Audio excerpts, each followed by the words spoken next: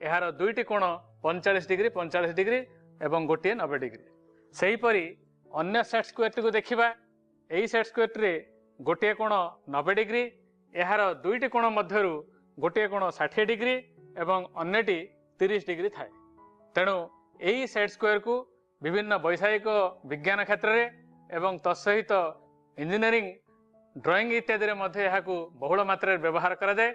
आज आम यही सेट स्क्वायर एवं स्केल को नहीं आमर आयत चित्र और वर्गचित्र अंकन प्रणाली विषय रे बुझी नेबा। हाँ पिला माने ताहले आमे आज गोटे प्रश्न को देखि नेबा। एक आयत चित्र अंकन कर जहार दैर्घ्य 12 सेमी और प्रस्थ 8 सेमी। यही प्रश्नटी को किपरि आमे सेट स्क्वायर और स्केल साहाय्य अंकन करिबा आमे वर्तमान ताकू देखि नेबा। ताहले पिला माने वर्तमान यही प्रश्न अनुसार अंकन करने पूर्व आम एक रफ चित्र अंकन करनेबा।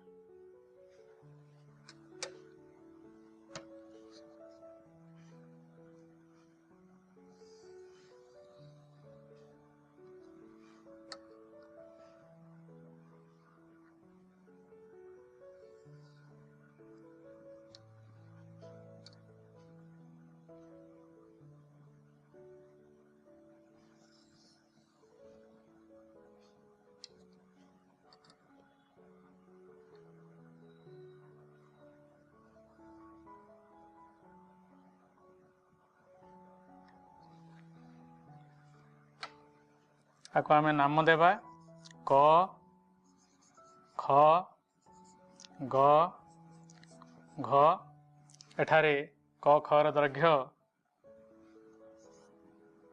12 सेंटीमीटर एवं ख गर दैर्घ्य 8 सेंटीमीटर जेहेतु यह एक आयत चित्र तेणु ये उभय बाहु समान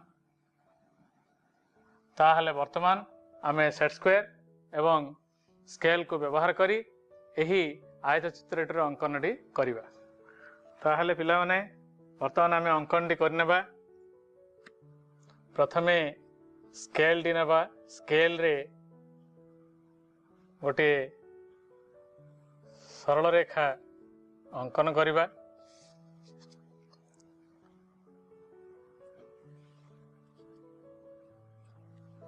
सरल रेखा उपरे गोटे बिंदु नेबा ताकू क नाम देबा। पुनर्बार क खर दैर्घ्य आमर 12 सेमी आमे स्केल टी रखिबा एवं 12 सेमी रो जोठी होउची 12 सेमी स्केल रो सेठी अन्य एक बिंदु देबा। सही बिंदु को आमे ख द्वारा नामित करिबा। वर्तमान पिला माने स्केल एवं सेट स्क्वायर को नबा नहीं कि आमे क बिंदु रे ये जो क ख सरल रेखाटी पाइले सही क ख सरल रेखा उपरे आमे स्केल टी को रखिबा। स्केल टी को रखिकी सेट स्क्वायर टी को क बिंदु उपरे रखिबा। देखिनियो किभली भाव में आमे सेट स्क्वायर टी को रखिले।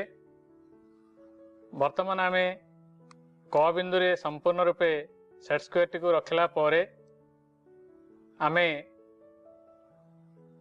गोटे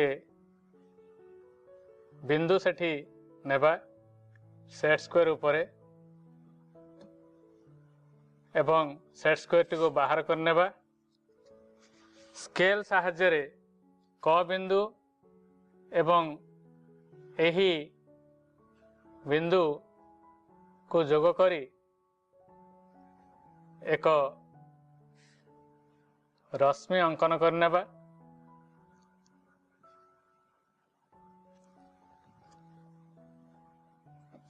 पुनर्बार स्केल टी को क ख रेखाखंड उपरे रखिबा एवं प्रोटेक्टर टी को सेट स्क्वायर टी को पुनर्बार नेबा।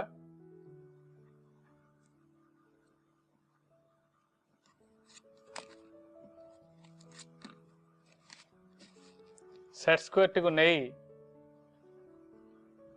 ख बिंदु रे रखिबा ख बिंदु रे रखी पुनर्बार एक बिंदु देबा एवं सेट स्क्वायर टी को बाहर करनेबा।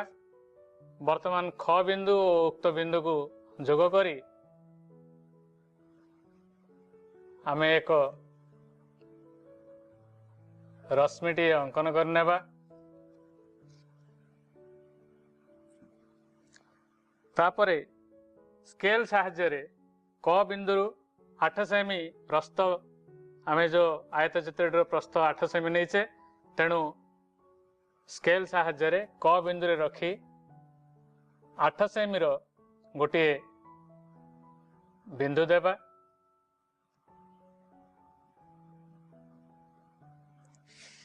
सही बिंदुटी को आमे घ नाम देबा। सही परी ख बिंदु रे रखी मध्य 8 सेमी रो गोटे बिंदु नबा। जेहेतु आयत क्षेत्र प्रस्थ 8 सेमी तेणु 8 सेमी रो गोटे बिंदु आमे नबा। वर्तमान ताकू आमे ग नाम देबा। ग एवं घ को वर्तमान स्केल साहाय्य रे जोग करिबा।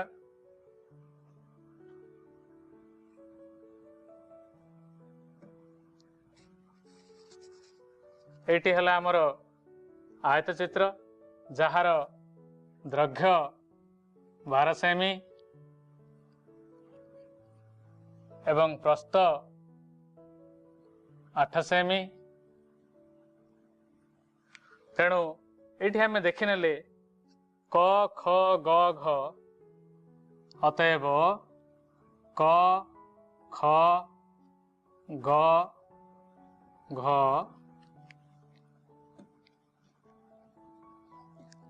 आवश्यकीय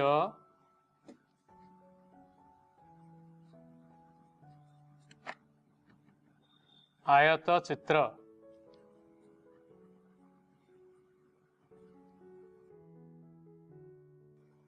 ताहले पिला माने आमे जो अंकनटी कले वर्तमान ताहा केउ केउ सोपान देई गला टिके देखिनेबा। प्रथम सोपानटी देख। एई प्रथम सोपान रे प्रथमे आमे स्केल साहाय्य रे क ख रेखाखंडटी बा आयत क्षेत्र दैर्घ्यटी को अंकन करथिले।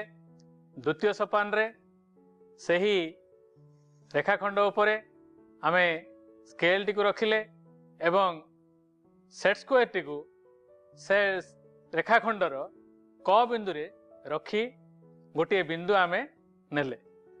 तृतीय सोपान रे पुनर्बार स्केल टी को सही रेखाखंड उपरे रखिले एवं सेट स्क्वायर टी को क बिंदु घुंचाई आनी ख बिंदु रे स्थापन कले एवं सेठारे पुनर्बार गोटे बिंदु आमे नेले।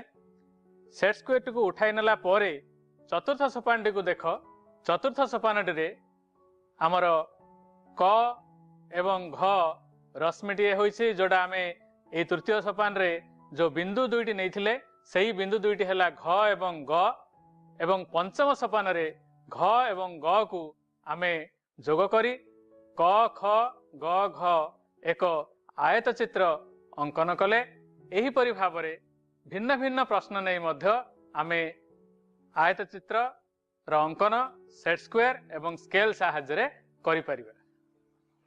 ताहले पिला माने आमे सेट स्क्वायर एवं स्केल नै आयत चित्र र अंकन देखिनेले। वर्तमान आमे एक वर्गचित्र र अंकन एही सेट स्क्वायर एवं स्केल साहाय्य रे किपरि अंकन हबो ताको आमे देखिनेबा। हाँ पिला माने वर्तमान सेट स्क्वायर एवं स्केल साहाय्य रे आमे वर्गचित्रटी अंकन करिबा। एही प्रश्न अनुसार कौन कहला प्रश्न देख। एक वर्गचित्र अंकन कर जहार प्रत्येक बाहुर दैर्घ्य 10 सेंटीमीटर। तो 10 सेंटीमीटर नहीं आमे गोटे वर्गचित्र अंकन करिबा। अंकन पूर्व वर्तमान आमे एही प्रश्नटीर अनुसार गोटे रफ चित्रटी अंकन करनेबा।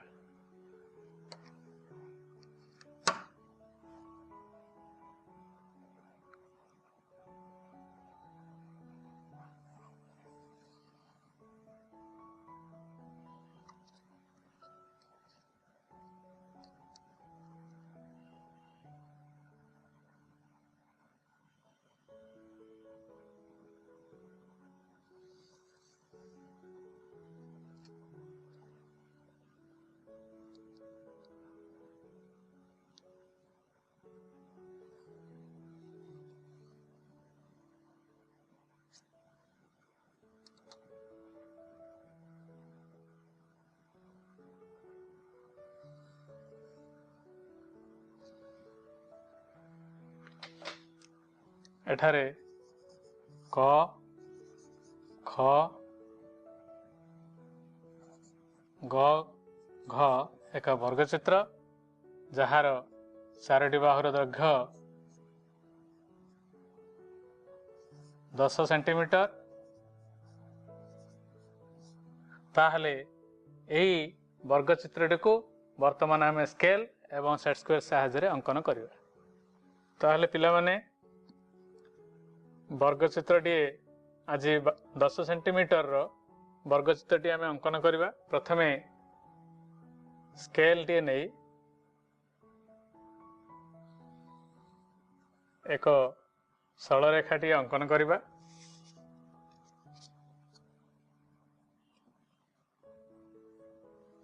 सरल रेखार गोटे बिंदु नेबा ताको क नाम देबा। स्केल टी को क स्थान रे रखी स्केल रो आरंभ बिंदु को क स्थान रे रखी आमे 10 सेंटीमीटर गोटे बिंदु चिन्हित करवा एवं ताहाकू ख नाम देवा। वर्तमान स्केल टी को पुनर्बार सही सरल रेखा उपरे सरल रेखाटी को लगे रखिबा एवं सेट स्क्वायर टी को आमे नहीं क बिंदु रे स्थापन करिबा एवं सेट स्क्वायर उपरे पखा धार को पखा धार रे गोटे बिंदु देबा एवं सेट स्क्वायर टी को उठाई नेबा। वर्तमान क एवं उक्त बिंदु को संयोग करी एक रश्मि अंकन करिबा।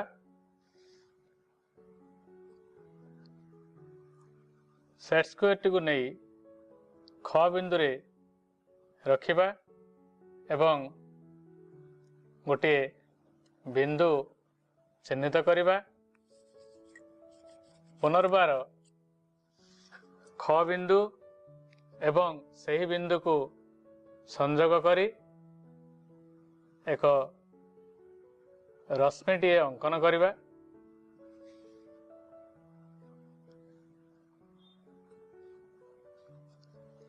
वर्तमान स्केल नहीं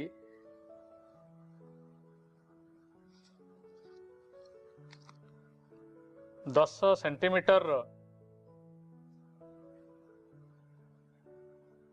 गोटे बिंदु चिन्हित करवा एवं ताहार नाम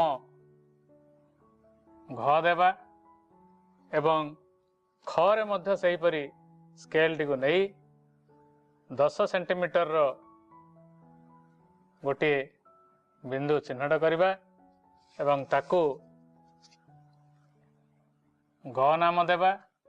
वर्तमान घ एवं ग को स्केल साहाय्य रे संयोग करवा। वर्तमान आमर प्रश्न अनुसार क ख ग घ एक वर्गचित्र पाइगले जार प्रत्येक बाहुर दैर्घ्य 10 सेंटीमीटर। तेणु